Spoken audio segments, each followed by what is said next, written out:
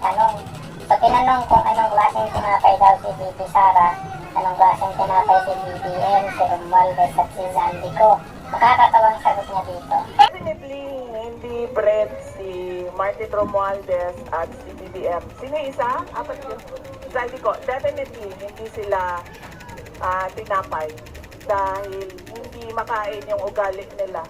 At hindi makain yung Korupsyon nila. Hindi makain. Kung ako ay tinapay, pandesal na lang. Hirap nito sige, ito na lang. Paborito ko ang Everybody is ensaymada. pandesal in the morning. Okay? Pinaglihi ako sa ensaymada.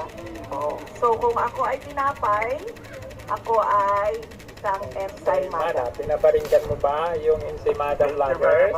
Ito pa yung tanong. Pandesal Day sa inyong lahat. Nagpapasalamat ako sa oras at panahon ng ating mga kaibigan sa media sector ngayong umaga na ito dahil nakasama namin kayo sa World Pandesal Day. At maalala ko nung kabataan ko, ang pandesal ay 25 centavos. So, yun yung childhood ko. Tinapay, dinamay sa pagtatanong.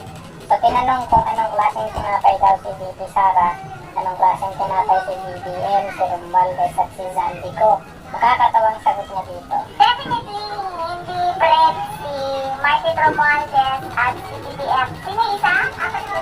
Zandico, definitely, hindi sila tinapay. Dahil hindi makain yung ugali nila. At hindi makain yung korupsyon nila. Hindi makain. Kung ako Totoo yan. ay tinapay, Pandesal na lang. ang hirap nito Kung sige, ito na lang. Paborito ko ang Everybody is ensaymada. pandesal in the morning. Okay? Pinaglihi ako sa ensaymada. So, kung ako ay tinapay, ako ay isang ensaymada. Pinaparinggan mo ba yung ensaymada vloggers? Ito pa yung tanong.